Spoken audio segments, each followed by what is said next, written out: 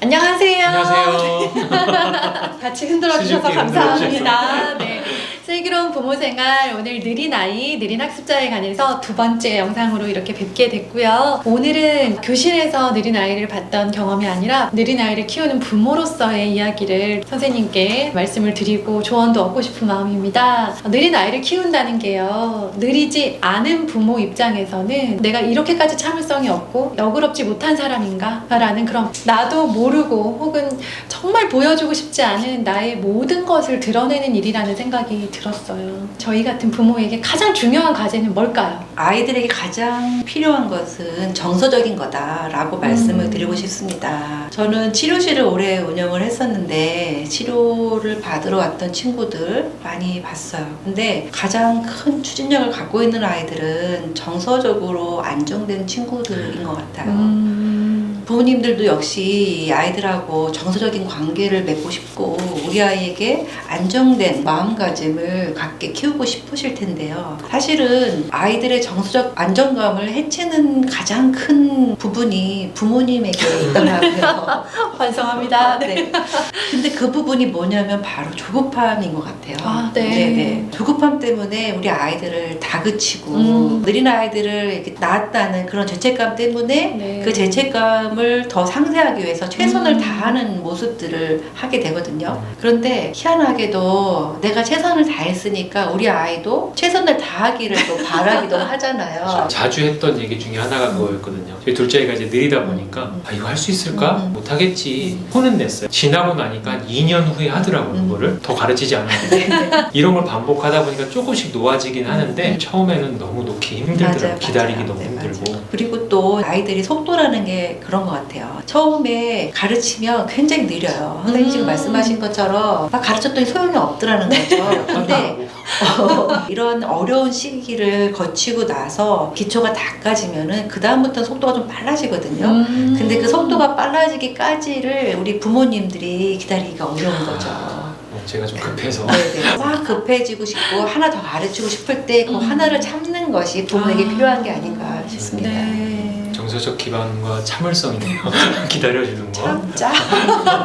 아이가 정서적 기반이 탄탄하게 잡혀 있으면 나중에 힘있게 치고 나갈 수 있다. 그러면 가정에서 부모님들이 우리 아이의 정서적인 탄탄한 기반을 다져주기 위해서 어떻게 좀 해주면 좋은지 구체적으로 좀 말씀해 주시면 좋겠어요. 예를 들면 행동이라든가 상황에 따른 구체적인 대화법을 말씀해 주시면 실천하기가 좋을 것 같은데요. 네, 두 가지 말씀을 드리고 싶습니다.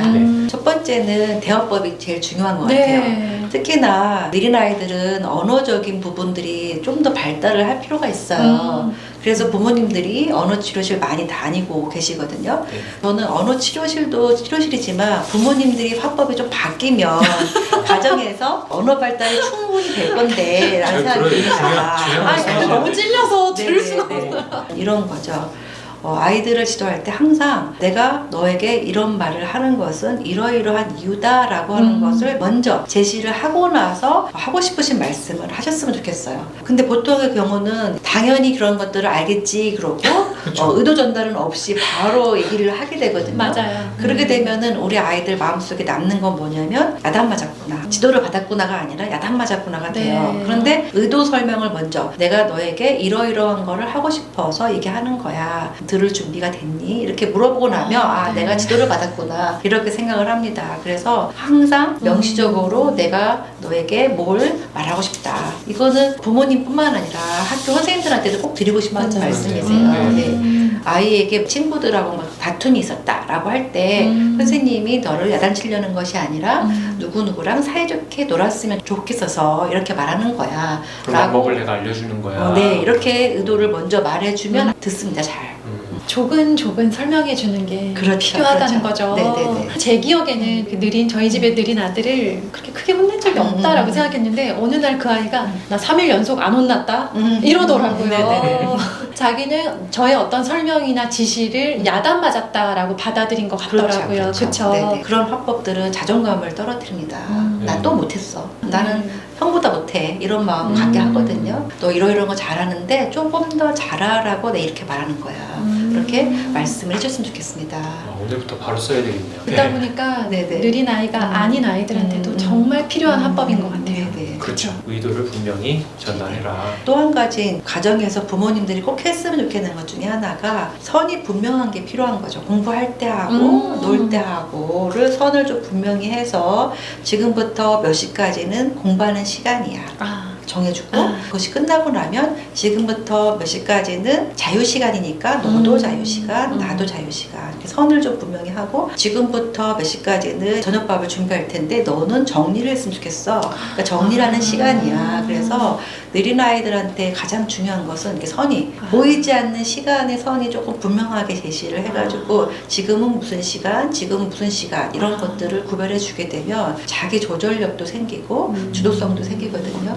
역할도 주고 네네. 구분을 명확하게 해서 네네. 하면 거기서 부모님들도 분리를 할 수 있는 여지가 생기거든요. 지금은 너가 정리하는 시간이니까 넌 정리를 하고 나는 밥을 준비하는 시간이니까 밥을 준비하고 이렇게 선이 분명해야 되는 각자의 거예요. 시간을 분리가 안 돼요. 네네. 네. 그게 일반적인 지시와는 다르고 아이가 움직일 수 있는 선, 가이드라인을 주는 거잖아요. 네. 그렇죠. 듣고 보니까 그렇게 했어야 됐는데 라는 생각 뭐 이제부터 하면 굉장히 되죠. 들죠. 네네. 네. 그 선을 그었을 때 자유시간을 명확하게 주실 필요가 있어요. 아이에게 지금부터 몇 시까지는 너의 자유시간이야 했는데 들어가가지고 너 왜 핸드폰 하고 있어? 바닥을 이렇게 어지르고 잊어버리고. 있어. 분명히 자유시간이었는데. 분명히 자유시간이니까 핸드폰을 할 권리도 있고 그렇죠. 또 뒹굴뒹굴 할 권리도 네. 있고 어지를 시간도 되는데 너 왜 그거 하고 있냐 이렇게 말하거든요.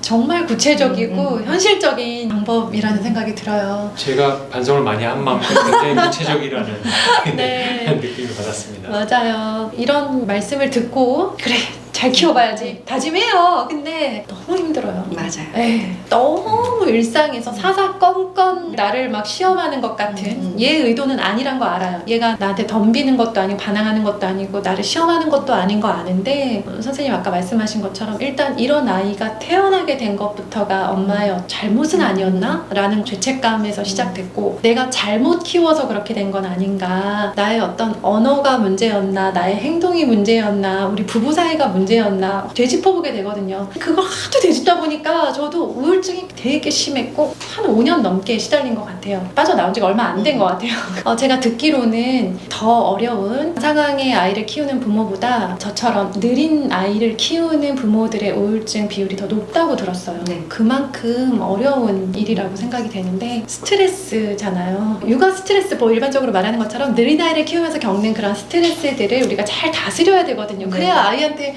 이런 방법 저런 방법 뭐 좋은 말 뭐 조근조근도 스트레스를 다스려야 나오잖아요. 다 지시하고 화내는 어투로 나가면 의미가 없죠. 스트레스 다스리는 방법도 우리 선생님 많이 알고 계실 것 같아요. 저 어떻게 해야 되죠? 어릴 때는 좀 어려움이 있을 것 같아요. 그러니까 아이들이 하루 종일 엄마랑 붙어 있고 또 아이들 언어 표현이 안 되다 보니까 대신해줘야 될 경우가 많기 때문에 유치원에 가기 전까지는 뭐 어떻게 할 수 없이 뭐 육아 스트레스는 느린 아이들이든 아니든 엄마들이 힘들죠. 현실적인 도움을 받는 게 가장 필요하다라고 생각이 드는 거고요. 네. 유치원 이후부터는 조금 더 현명한 노력들이 필요하다고 생각이 들거든요. 근데 보통 제가 만난 느린 학습자 어머님들은 아이들을 유치원에 보내놓고 열심히 연구하시더라고요. 어떻게 하면 치료를 더 잘 받게 할 건가?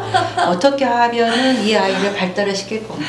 학교를 보내놓고도 선생님한테 이런 얘기는 오늘 듣지 않는지, 친구들한테 놀림을 당하지 않는지. 곤두서 있죠. 네. 네. 그래서 학교에서 오자마자 너 오늘 별일 없었어? 이렇게 물어본다고 하시더라고요. 맞아요. 네. 학교에 갔든 유치원에 갔든 안테나가 아이들을 향해 가 있는데 그 부분에 대한 분리를 하는 것이 스트레스를 조금 줄이는 그런 방법이 아니겠느냐라고 생각이 듭니다. 유치원 선생님들도 아이들을 다양하게 보고 있기 때문에 이런 아이 저런 아이 잘 지도하는 방법을 압니다. 맞아요. 초등학교, 중학교 선생님들도 더 잘하시죠. 물론 이제 미숙한 부분들도 서로 간에 있겠지만 교육에 관한 전문가들이기 때문에 유치원에 갔든 학교에 갔든 그 시간만큼은 선생님들을 믿고 그 안에서 벌어진 일들을 잘 지도해 주실 거라고 생각했으면 좋겠습니다. 그런데 우리 부모님들 입장에서는 그 상황에서 선생님들이 하시는 부정적인 표현들, 친구들이 하는 그런 놀림들 이런 것들 때문에 곤두서는 경우가 되게 많으세요. 근데 그런 것들은 이 아이가 커나가는 데에 필연적으로 필요한 부분일 수 있습니다. 어머님들이 가장 말씀하시는 것 중에 하나가 내가 차라리 그런 말을 하는 건 괜찮은데 선생님들이 우리 아이를 부정적인 피드백 주는 거 거 원치 않는다라고 말씀하시는데요. 세상에 그럴 수는 없습니다. 모든 부정적인 피드백을 엄마가 담당하고 아빠가 담당하고 선생님들은 좋은 말만 해줄 수는 없거든요. 선생님들이 그런 말씀을 하실 때 다 의도가 있는 거기 때문에 학교에서 어떤 말 들었다, 친구들이 이 아이에게 어떻게 했다라고 하는 것을 부모님이 상처로 가져가실 게 아니라 그런 부분들이 우리 아이 크는데 약이 될 수 있다는 그런 믿음을 가셨으면 좋겠습니다. 한마디로 말씀을 드리면 아이들 유치원에 보내놓고 학교에 보내놓고는 잊으셔라. 아이의 학교 교실 속 모습을 상상하게 돼요. 저희 둘째 1학년 입학시켜 놓고요. 엄청 유리창에 매달려 있었어요. 그렇다고 하시더라고요. 네, 맞아요. 제가 담임일 때는 진짜 저희 유리창에 계신 어머님들 보면서 좀 가시지. 내가 그렇게 못 믿었나? 막 그런 생각했는데 막상 제가 학부모가 되니까 3월 지나면 이제 엄마들 다 안 오시거든요. 네.